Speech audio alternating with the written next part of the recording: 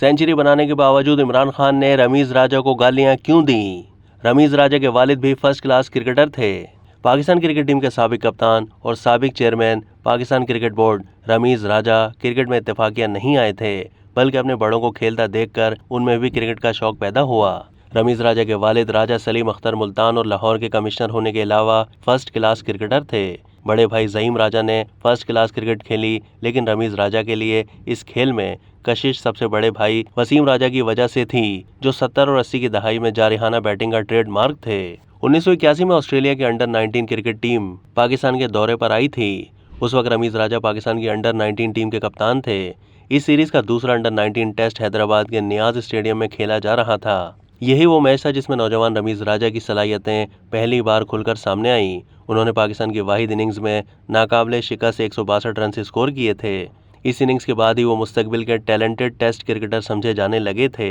रमीज राजा उन क्रिकेटर्स में से एक हैं जिन्होंने क्रिकेट की वजह से तालीम को पसे पुश्त नहीं डाला, बल्कि एचिसन कॉलेज और पंजाब यूनिवर्सिटी जैसी दरसगाहों से हासिल की हुई अपनी इल्मी काबिलियत को इस खेल में रहते हुए बड़ी उम्दगी से इस्तेमाल किया। रमीज राजा का टेस्ट क्रिकेट खेलने का ख्वाब 1984 में बॉब विल्स की क़यादत में पाकिस्तान के दौरे पर आई हुई इंग्लैंड की टीम के खिलाफ कराची टेस्ट में पूरा हो गया। दिलचस्प बात यह थी कि इस टेस्ट में उनके बड़े भाई वसीम राजा भी खेल रहे थे, लेकिन कारकर्दगी के लिहाज से यह टेस्ट दोनों भाइयों के लिए मायूस कुन साबित हुआ था। रमीज राजा का टेस्ट कैरियर 57 मैचों पर मुहित रहा, जिसमें उन्होंने 2 सेंचुरियों और 22 निस्फ सेंचुरियों की मदद से 2833 रन स्कोर किए। उन्होंने 198 वनडे इंटरनेशनल मैचों में भी पाकिस्तान की नुमाइंदगी की। 9 सेंचुरियों और 31 निस्फ सेंचुरियों की मदद से रमीज राजा ने महदूद ओवर्स के खेल में 5841 रन बनाए। रमीज राजा 5 टेस्ट मैचों में पाकिस्तान के कप्तान भी रहे, जिनमें से पाकिस्तान ने 1 मैच जीता, 2 हारे और 2 ड्रॉ हुए। वनडे इंटरनेशनल में भी वो कामयाब कप्तान साबित नहीं हो सके। उनकी क़यादत में खेले गए 22 वनडे इंटरनेशनल मैचों में पाकिस्तान ने सिर्फ 7 में कामयाबी हासिल की, 13 में शिकस्त हुई, जबकि 2 का नतीजा बरामद नहीं हो सका। रमीज राजा 1992 आलमी कप जीतने वाली पाकिस्तानी टीम का भी हिस्सा थे। इस वर्ल्ड कप में रमीज राजा ने 2 सेंचुरियां स्कोर की थीं, जबकि फाइनल में पाकिस्तान ने इंग्लैंड की जो आखिरी विकेट हासिल करके आलमी कप जीता था, वो कैच भी रमीज राजा ने पकड़ा था।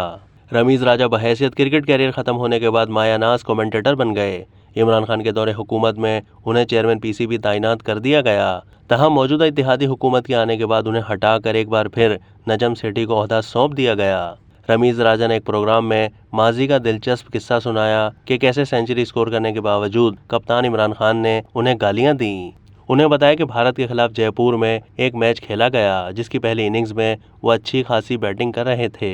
उन्होंने इस इनिंग्स में सेंचुरी बनाई, जिसके बाद कपिल देव ने नई गेंद से बॉलिंग शुरू की। उसी दौरान वो आउट होकर पवेलियन लौट गए।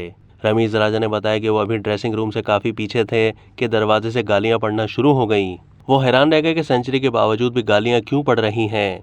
उसी दौरान उन्हें ऐसी आवाज़ें आ रही थीं कि तुम्हारी भी क्लब वाली जहनियत है। 100 किया और आउट हो गए, और वो भी इस फोकर बॉलर से। रमीज राजा ने कहा कि ये बात मुझे बाद में मालूम हुई कि इमरान खान की कपिल देव से बहुत ज़्यादा लगती थी, और गुस्सा भी इस बात पर ही था कि मैं कपिल देव से क्यों आउट हुआ। अब तक के लिए इतना ही। मज़ीद मालूमात के लिए डेली जंग के यूट्यूब चैनल को सब्सक्राइब कीजिए।